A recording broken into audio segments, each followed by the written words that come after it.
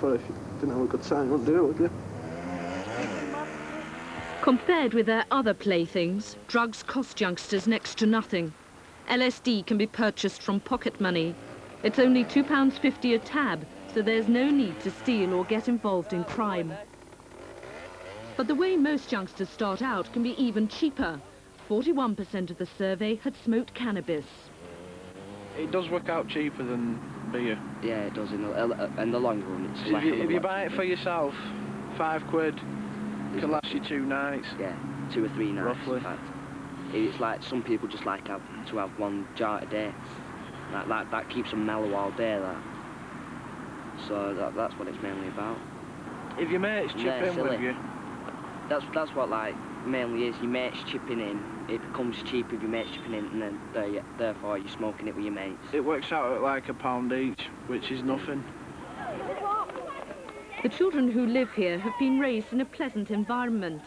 Their parents have hopes and ambitions for them, like parents everywhere else. Taking drugs does not appear to diminish the quality of their lives. On the surface, they seem no different from youngsters generations before them. These 2 girls are only 14. They're each aiming to sit 9 GCSEs and say they're doing well at school. One of them wants to join the police force when she leaves. What would you say to anybody watching this who thinks that nice girls don't do this sort of thing? I don't know, they're doing it like people have got their own daughters and think, oh, they never do it, but they do. Everyone tries it. Everyone tries everything. Yeah, so... I think they're living with their head in the clouds then? Yeah, I think they're all sweet and innocent, but no one is. And are they easy to get hold of? Yeah. Yeah. How do you get hold of them? Because we know people who are like... Friends. Friends, yeah. So we just get them off whoever's got whatever we want. It's Saturday night at the marketplace, and a ritual meeting takes place before the older lads go off clubbing. By their late teens, they have developed into experienced drug users. During the course of the night, they'll pick and mix them. It depends what sort of mood you're in. If you want to mellow out, then you smoke a spliff. Maybe drink a beer, that's what I like doing. Smoking down, drinking beer, makes you mellow. But if you're going somewhere and you want to be up, right, it's till 2 o'clock, 3 o'clock, you've got to be up and you've got to be on one. It's like a G Whiz or something, or an E, whatever.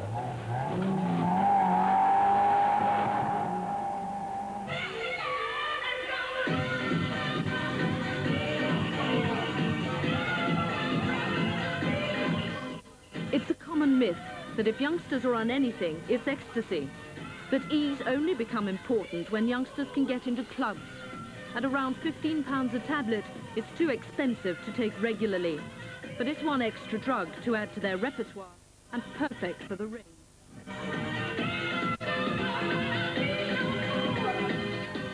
During the course of a weekend, youngsters may take uppers and downers, a cocktail of drugs, to manipulate their moods depending on how they want to feel.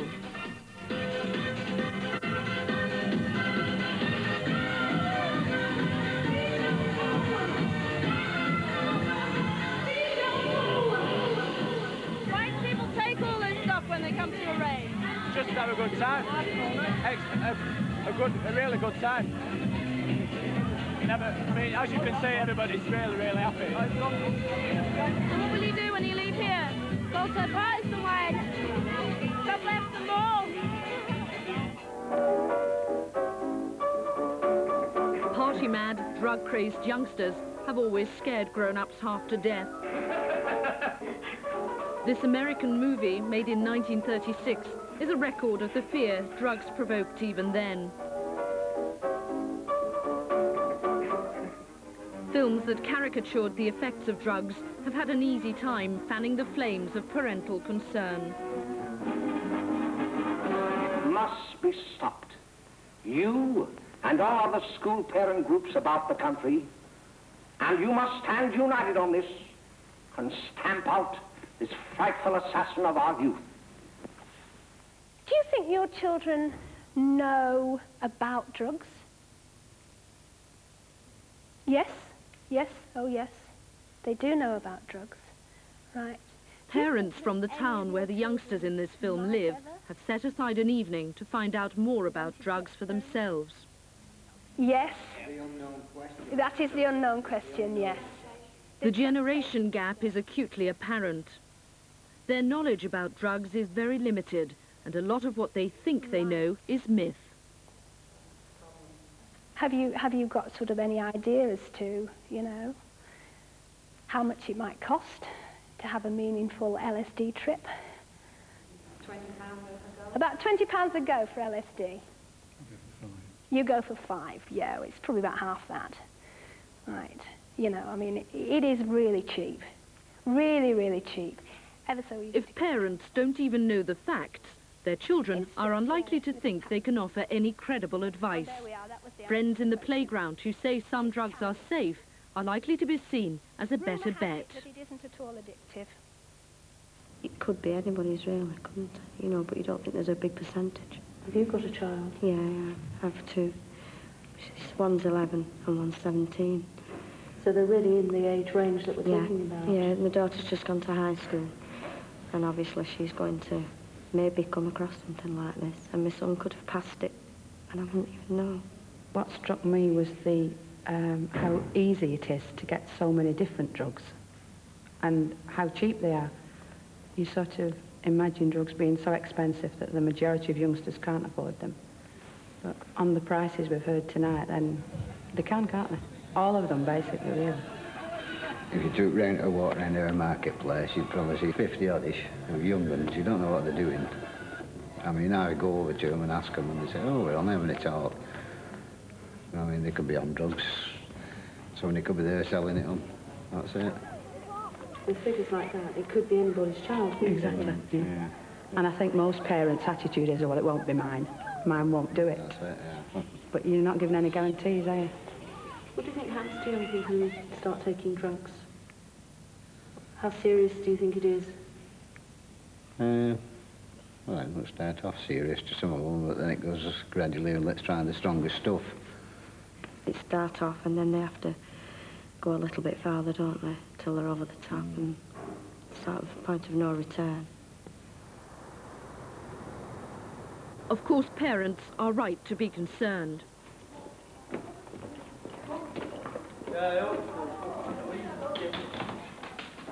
Every weekend, the Manchester Royal Infirmary has to deal with the consequences of youngsters who misuse drugs. The fact is, no matter how much young people pass off the dangers, even recreational use of non-addictive drugs can make them very ill. One drug taken alone and in moderation may not cause any problem, but cocktails, particularly when they include dance drugs, can be very dangerous indeed. They have an effect on their brain, so they get hallucinations, they get odd sensory effects, and it also has a physical effect. They tend to get very fast heart rates. And because these drugs are often taken in a party situation, they take the drug and then they go on to dance and do a lot of physical activity, and they can get very dehydrated after that. And the combination of the physical effects and the dehydration can make their body temperature go up, and it goes up so high that we actually can't bring it down. So when youngsters say they feel they're quite safe taking all these drugs and that they can mix and match them, what would you say to them? I would say to them that I have seen young people die from these drugs.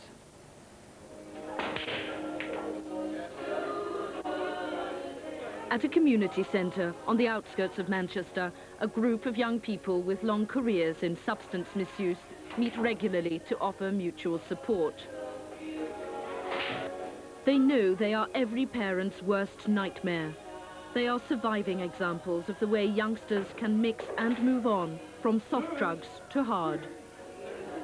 Well, I started, when I started getting out of my head, I got run over one day, like when I was totally blitzed out of my head. I was in a car crash, which I mixed beer and glue, and methadone. I had a bit of a smoke and what have you, a bit pissed up, and it ended in a mate of mine dying in a car crash. You see, we're sort of blitzed out of our head.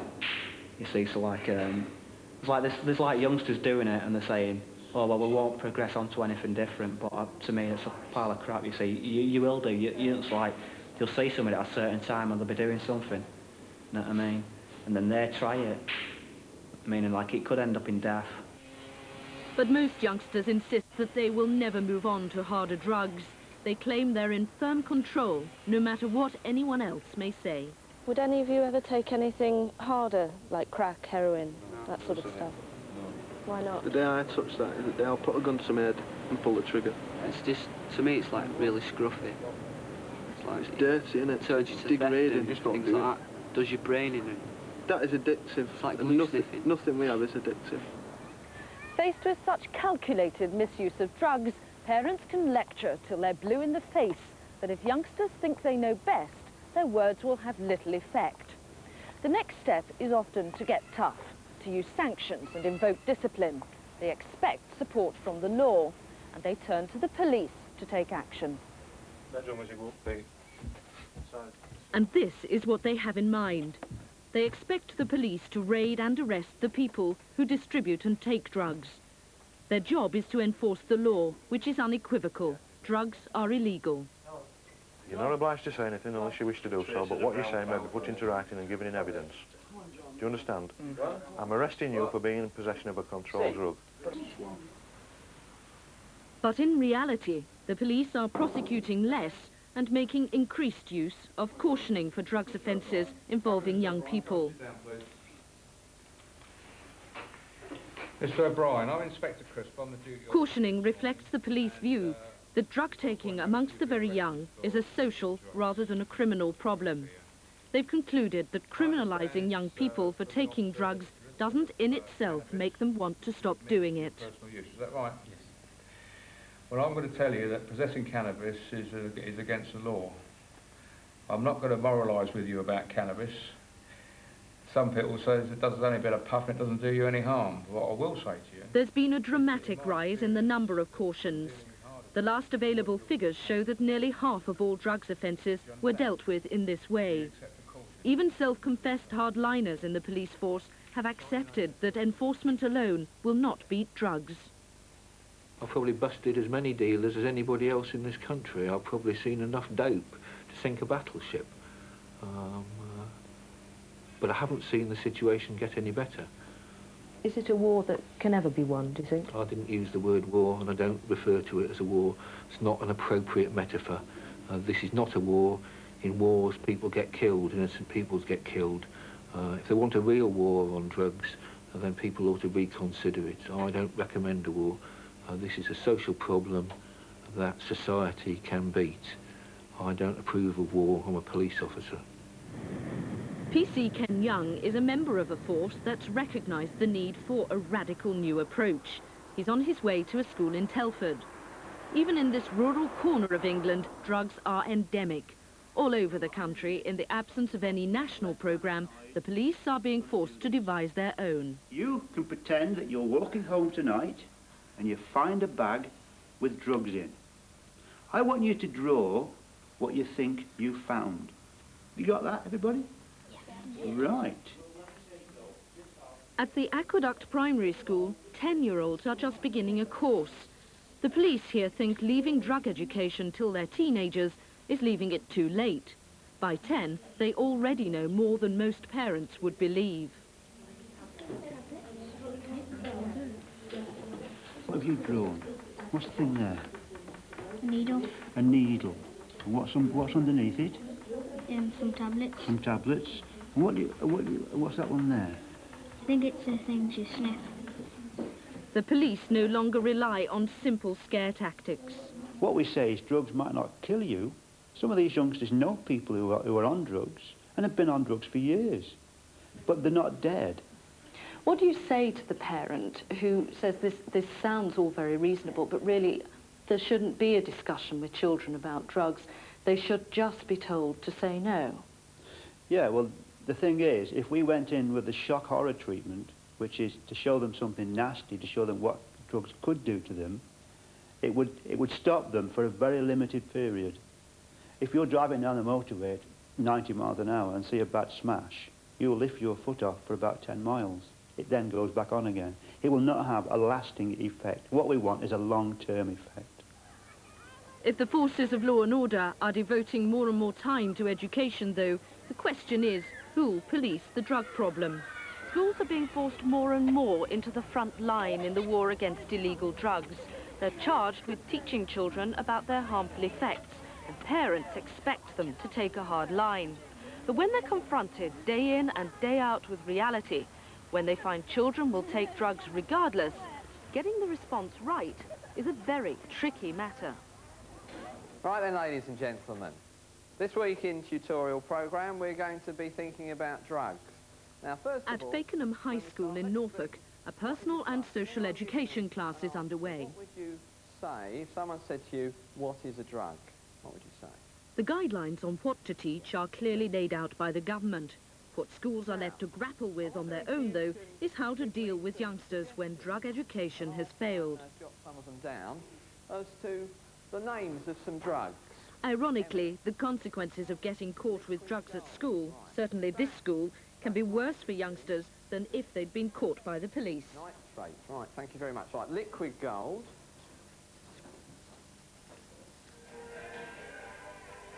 Danny Aldridge was accused of dealing cannabis at Fakenham High. It's a charge he denies, but he was instantly expelled, and he's still trying to find another school. He says drugs are widely available amongst his peer group, and he thinks he's been made into a scapegoat. Just make an example, ain't it? You can't expel half of your school. You just got to take a small chunk and make an example to the others. So what effect do you think your expulsion will have had on your other mates who are still at school? Well, I've been to disco since then, and there's still talk of cannabis, and everyone said, oh, there ain't much effect happening. You know, school ain't really done much. So it hasn't served as a real warning to them? Not if I know enough. It was like a bolt out of the blue, a phone call. It could have been anything, you know, it could have been your loved ones just had a car crash, you know, you're numb for a few seconds, you don't know how to react. I mean, drugs is as far as we're aware, a dirty issue. It's the man in the raincoat that sells them to little children on sort of dark street corners. That's what we've always imagined drugs to be. We're pretty naive when it comes to the actual scale that they are available. What did you think of the way the school handled it? In a word, terribly.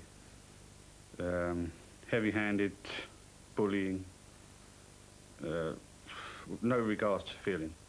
Just a simple regard for the good name of the school, rather than the pupils that they supposedly look after.